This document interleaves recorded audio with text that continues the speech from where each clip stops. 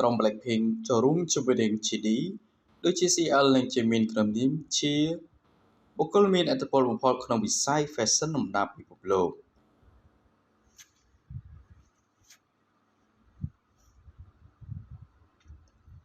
Business of the Fashion បានជ្រើសរើសបុគ្គលដែលមានឥទ្ធិពលបំផុតក្នុងវិស័យ Fashion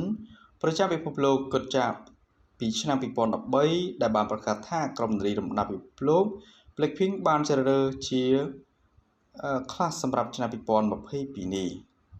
បើផ្អែកតាមសេចក្តីរាយការណ៍នៅថ្ងៃម្សិលមិញបណ្ដាព័ត៌មាន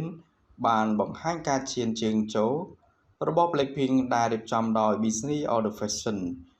ជាបរិបទខ្លីបញ្ជីនេះដែលបានជ្រើសរើសតួលេខតាក់ទងនឹងអ្នកដែលមានឥទ្ធិពលបំផុតសម្រាប់45ប្រទេសនិង75សញ្ជាតិដែលចូលរួមអ្នករចនា design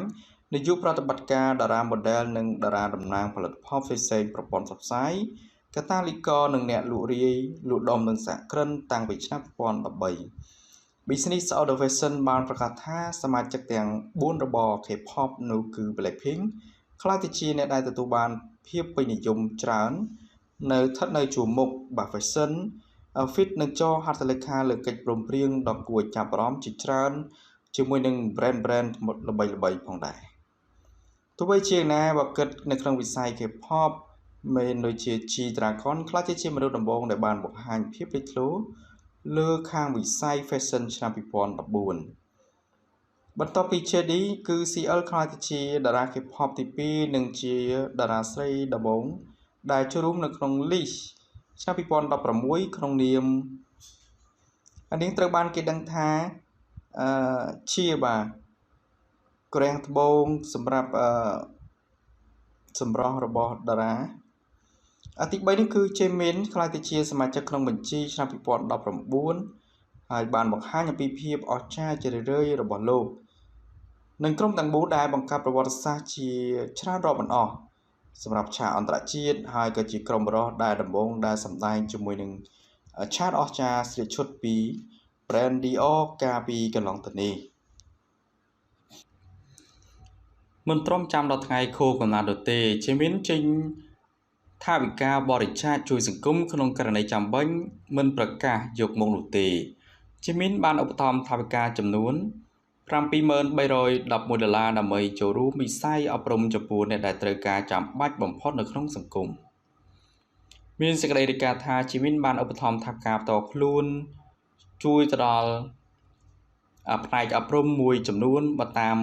ព័ត៌មានJiminបានចូលរួមក្នុងសកម្មភាពសប្បុរសធម៌មួយនេះគឺស្ងាត់បំផុតដោយសារមិនចង់បើកចំហជាសាធារណៈនិងមិនចង់មានគេឈ្មោះនោះទេ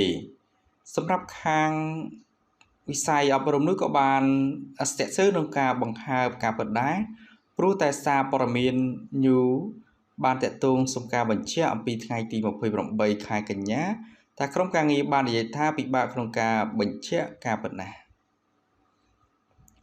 ការិយាល័យអប់រំនោះក៏បានដំណើរការជាមូលនិធិអាហារូបករណ៍ជាកន្លែងដែលត្រូវបានបង្កើតគម្រោងដើម្បីជំរុញលើកកម្ពស់ជនក្រីក្រនិងខ្វះទីពឹងដែលមានទេពកោសល្យនិងមានក្តីសង្ឃឹមឡើងវិញJiminដែលគេស្គាល់ច្បាស់ជាតារា K-pop ដ៏ល្បីលំដាប់សកលលោកដែលលោកធ្វើឲ្យគ្រប់គ្នាជ្រួលជ្រែកនៅបេះដូងបរិសុទ្ធទៅតាមធម្មជាតិរបស់លោកក្រៅពីបារម្ភនិងគិតគូរដល់ fan លោកតែជួយឧបត្ថម្ភបរិច្ចាគឥតឈប់ឈរដើម្បីលើកកម្ពស់សុខុមាលភាពរបស់កុមារដែលខ្វះខាតនិងជួយសម្រួលបន្ទប់សម្រាប់អ្នកដែលខ្វះទីពឹងឬជនក្រីក្រជារឿយៗផងដែរបាទល្អមែនទែនចំពោះJiminដែលលោកបានធ្វើការបរិច្ចាគទឹកប្រាក់រហូតដល់$70,000ជាងហើយការបរិច្ចាគនេះក៏លោកបានបង្ហោះប្រាប់ទៅកាន់ fan ដែលដឹងដែរបាទគឺខាងវិស័យអប់រំនោះគឺបានធ្វើការបង្ហើបផងដែរ